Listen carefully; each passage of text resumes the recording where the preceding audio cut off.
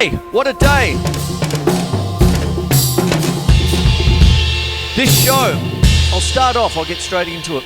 And this show is a dedication to everyone who's being affected by the current weather situation. It's the only t-shirt I could put on today, the dead weather.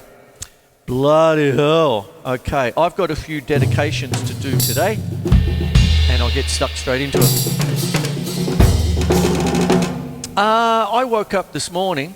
It's not a blues. I woke up this morning and just about every hood I've been in since the 70s has been inundated. Just before I came on air, I saw the thing for Keilor and all that. That's where Dad retired to, up in Keilor. Then ended up in Moonee Ponds, just down the road from the Anglers Tavern, which is inundated. And that was our regular water. I used to pick him up and take him down to the Anglers for a little bit of counter lunch there in the day.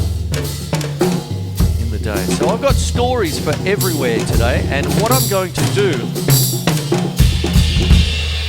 is dedicate 6 pieces to 6 different places and the people therein.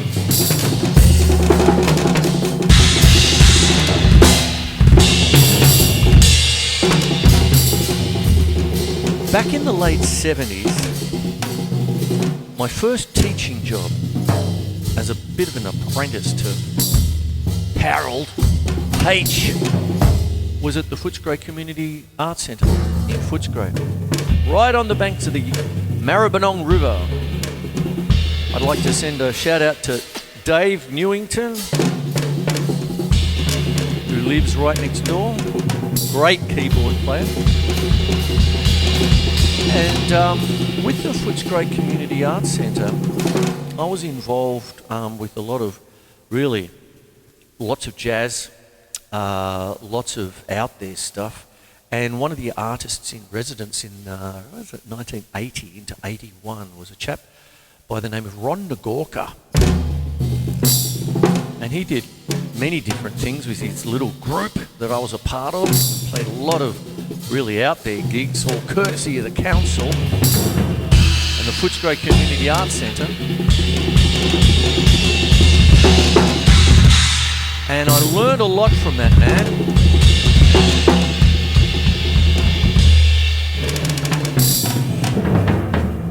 He preempted loops in a big way. What he used to do. Who remembers the old telephone message machines and the cassettes that you could have a 10-second cassette, looping cassette, 20-second, 30-second and all that. And he'd have all these little tiny cassette recorders, and he'd record something and it'd loop around every 10 seconds. This is the same time as Robert Fripp and his Frippatronics getting the 2 tape machines and things like that. And it'd come around, and then he'd do something else with the 20-second cassette, and then the 30-second. It was wonderful. It'd keep coming around, and it was like, and then we'd do all the different things in some of those beautiful rooms at the Arts Centre. So my heart goes out to there, my first hood. I was with them from 1979 through to 82, and in 81 and 82 they put me actually as the program manager for the Saltwater River Festivals, and I remember doing a big jazz thing there one day with dear the late great Alan Brown and Bob Settergreen and Len Penglis and Mark Jackson and all these people, all the jazz people that got a bit out there. I always remember one story. It was big, it was huge. It's the whole Footscray Park, and we were doing it, Saltwater River Festival. I hope it's okay. It's probably whatever. But me and I can't remember the guy's name. He used to help me out. I'm remiss. If I yell a name out halfway through this show, that's him. But we took a blanket, like a sheet, and we'd go around asking for donations. People would be throwing their coins in and all that sort of stuff. And we got up the end, and it was about 9 o'clock at night, and there's this blanket. You hear this distant, and I go up, and there's this guy going like that, and I've looked up, and I was going, "Are you okay?" And he said, and basically his girlfriend had a little bit too much of the Pims. I think, you know, the little naughty little whatever. And he said, mate, she's got all of Footscray Park to spew up in, and she does it in the middle of my bloody blanket. Footscray Community Arts Centre, great times. I was there again, 89 and 90. As art, they put up an application for a loan for me to be the artist in residence with the writings that I was doing at the time. Knocked back, but that's all right. 89, 90, I might remember the recession.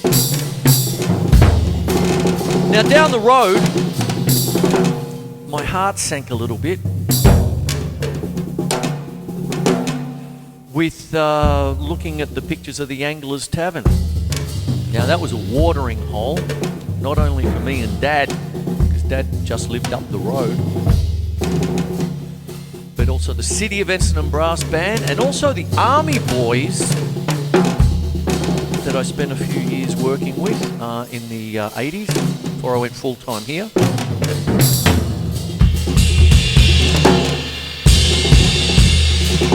So I want to dedicate this part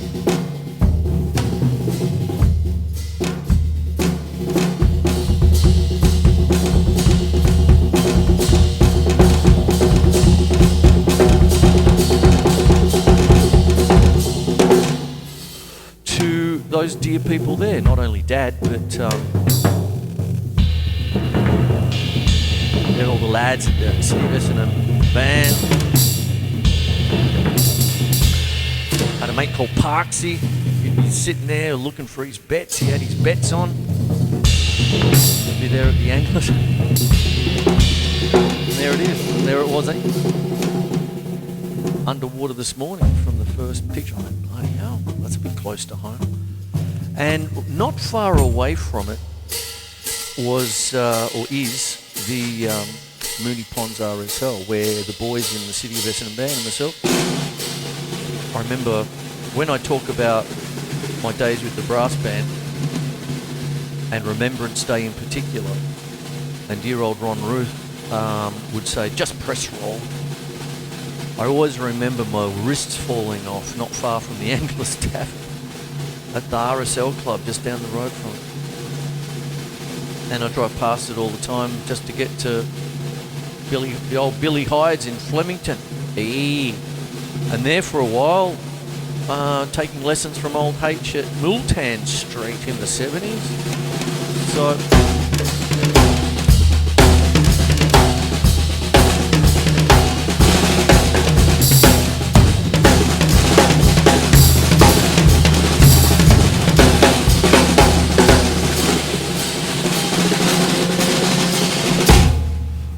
oh, it's all close. Anglers Tavern. So, lots of memories there.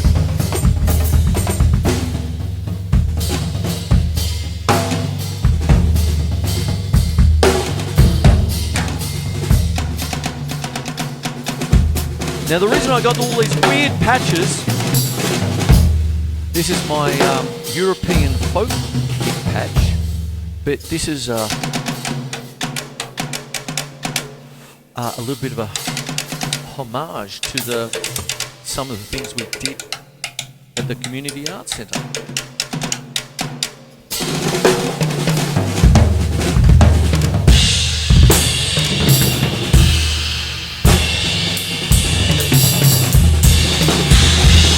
So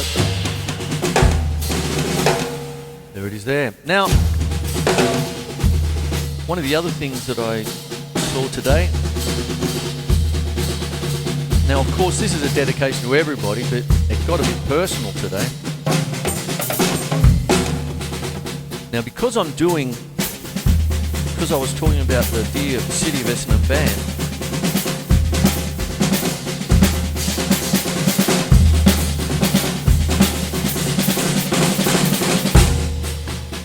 we used to do the pokey tours in 1990, 91 until we got the pokies ourselves. We used to do a lot of tours going up the Murray River, and one of the places were Echuca, Moama, Rich River Country Club, all this business. Now, to get into it, brass band isn't always just a marching band. What happens is we used to get into all sorts of things like the Miller medleys and all that sort of stuff, Glenn Miller and all that, and you get the, you know, all the wonderful, you know, grandparents. Oh, let's go up, and you know they had the rip roarer of a weekend, and you know, to have a flutter on the pokies like that. I know that's poisonous now, but anyway, let's. I don't want to make that a diatribe. This is for the dear people who are getting affected by the rains at the moment, and they go up and have a, you know, great little night, and we get booked to go up there and we play all the war tunes, and you know.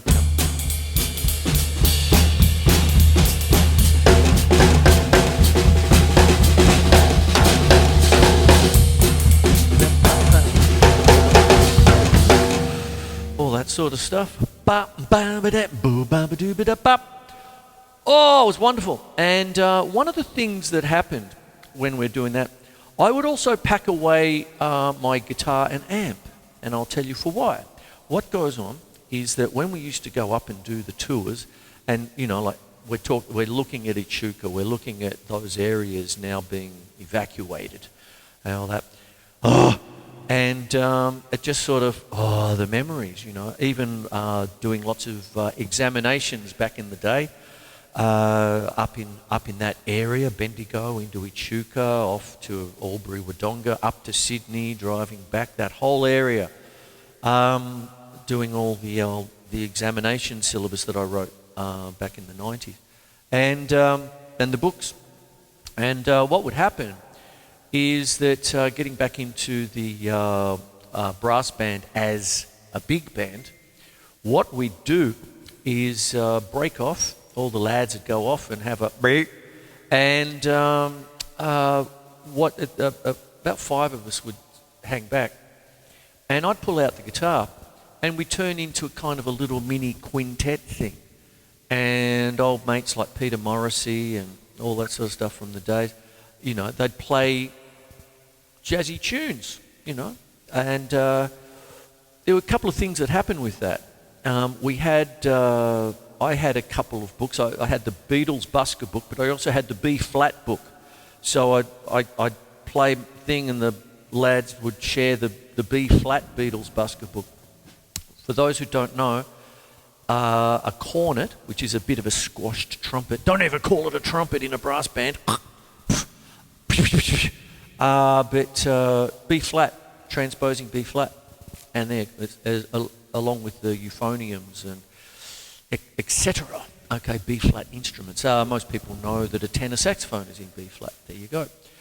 So that's what happens. But when we played tunes where there wasn't a B flat chart, on the guitar I would learn to sight transpose, and what would happen is that the way that I did it, I'd sort of cheat myself kind of thing. I'd be thrown in let's do this one. I haven't played this one before. So basically what would happen, I'd be playing bar chords.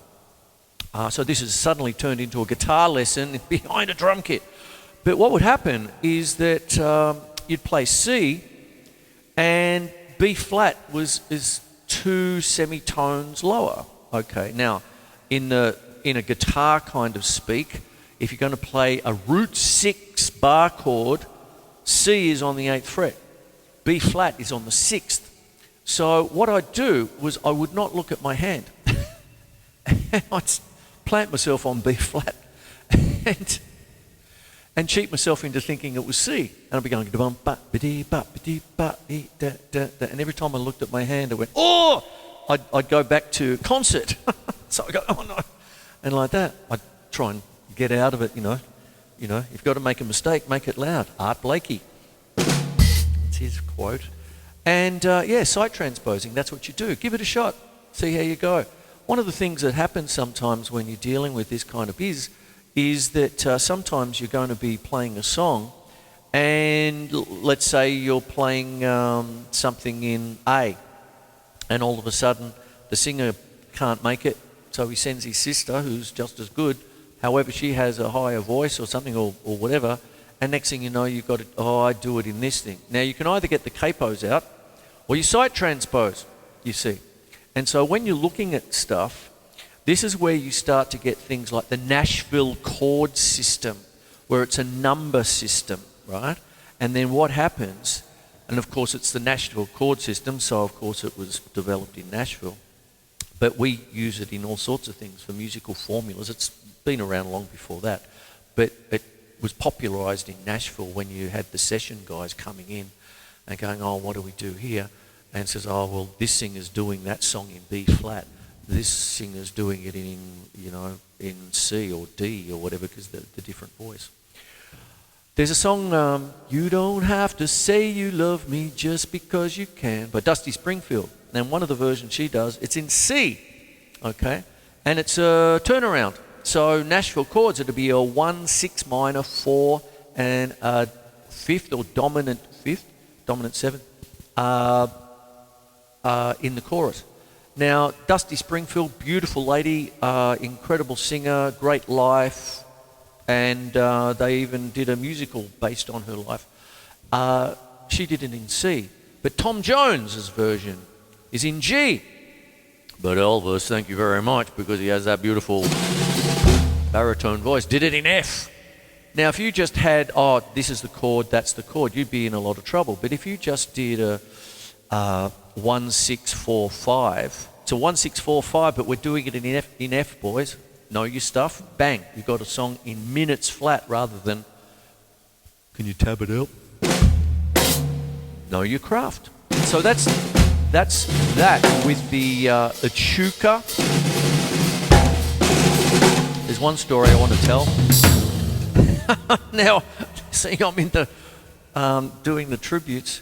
Of course, to get to Echuca, you've got to get through Rochester. And that's been inundated today too, and some really sad footage about people trying to get horses out. That, you see. So what happens is, I've got a tale to tell. Once upon a time, the City of Essendon band did the Echuca Flower Festival. And it was one of those bloody hot days, like mid to late 30 degrees or whatever, and we were in full uniform. And when we got told you march from there to there, up to there, and keep on going, we've gone, how far? Oh, sugar. And off we went. Oh, and your typical marching tempo, there it is.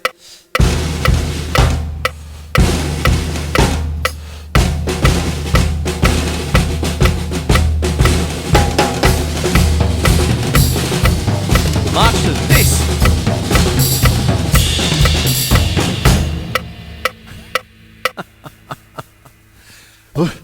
Anyway, and then we had, for some reason, we had to get straight back on the bus. Like it was like, oh no, that we've booked it for that because it went a lot longer than what it was supposed to, or whatever. Something was going on. I don't know what it was. Anyway, we basically marched ourselves back on the bus to get back, and it was like, oh,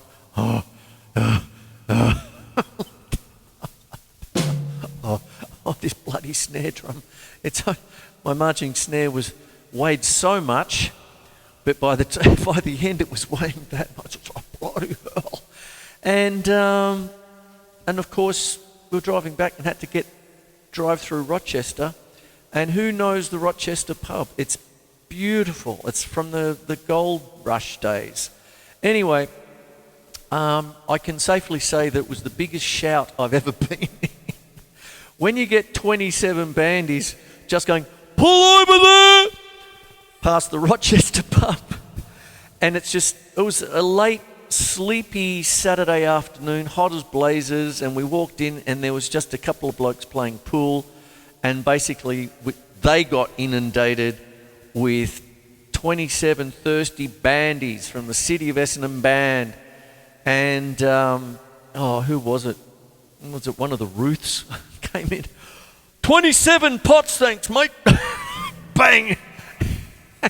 The bartender put his paper down. Whoa, there's a week's takings right there. And it was fantastic. It was great. Oh, bang, bang. The first 3 didn't touch the sides. I mean, it was like thirsty work. I always remember that. The Echuca Flower Festival. I think it was around about 91 or something like that. God help us all. So God bless Rochester. This is for them.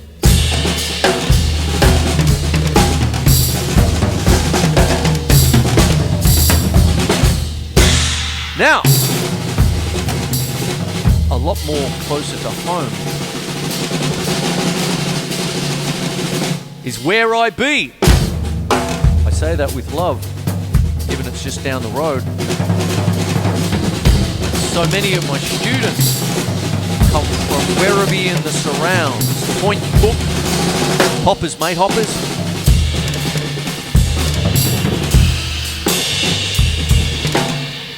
There's a chap I knew who used to work at Mitre 10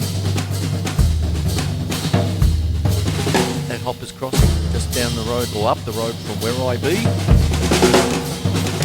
And he used to always answer the phone as Bob up at Hoppers.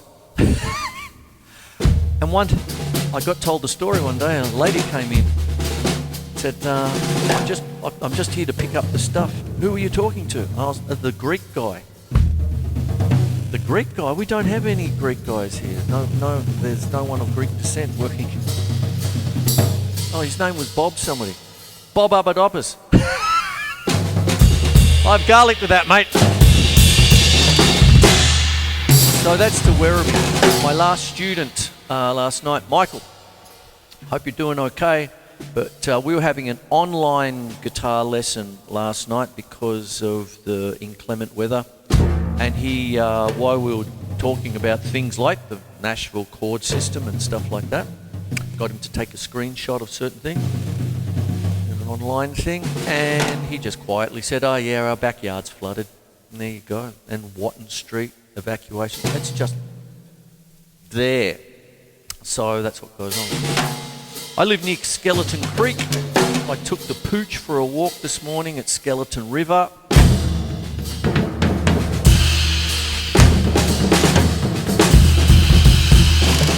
Oh!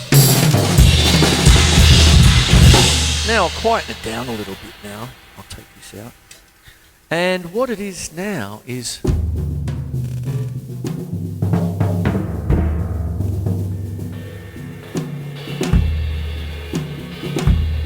So that's Werribee. Now,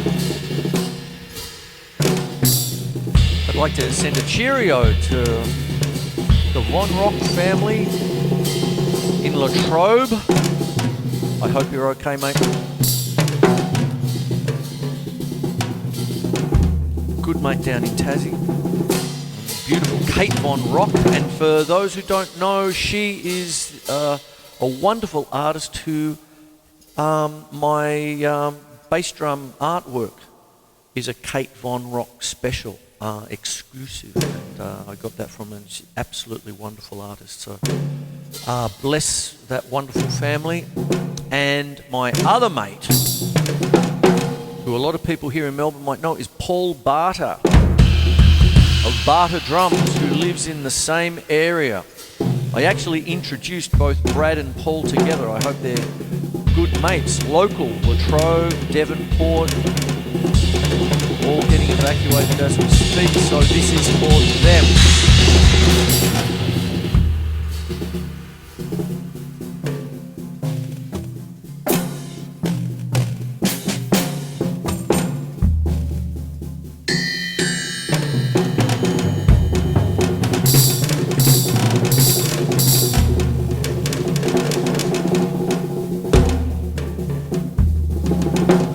I'm going to keep this short, keep it straight to the 25-minute, half an hour for Dear Channel 31. But I hope you understand what I'm trying to get at. It's hard to be a funny man when you've got a lot of people either having to move or holding on like that. I always remember when Dad's dear old pub, the Dan O'Connell, got inundated by a torrential rain back in about 1971. And the old beer garden where all the folkies used to hang out and the bikies ended up being under about 2 inches of water. All the old brown Echuca tiles got soaked. And We were at it for a couple of days fixing that up. Get down here, son. Here's a mop.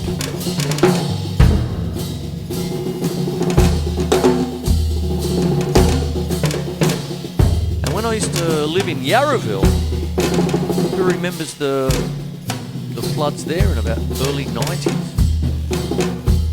That got a bit hectic. I lost half my books in that thing. The hail came over and we had that fiberglass corrugated iron, and I had a lot of my books in a bookshelf out the back there. That was the end of that.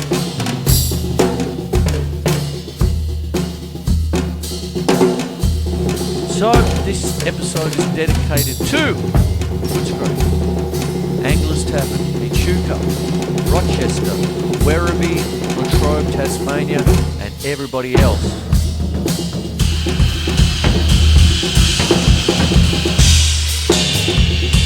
I think all of us know someone who's getting affected as we speak.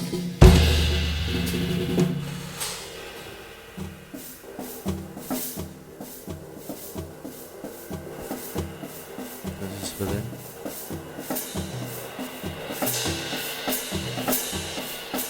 I hope you learned something.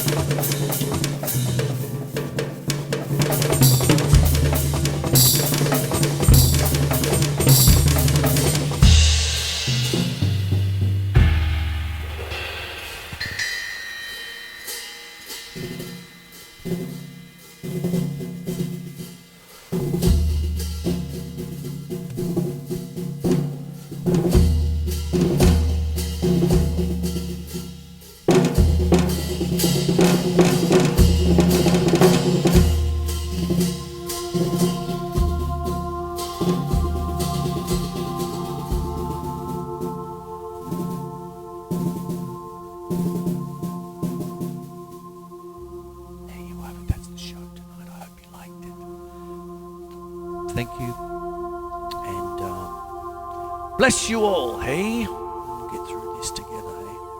Who? Good night, everybody. Okay, there we go.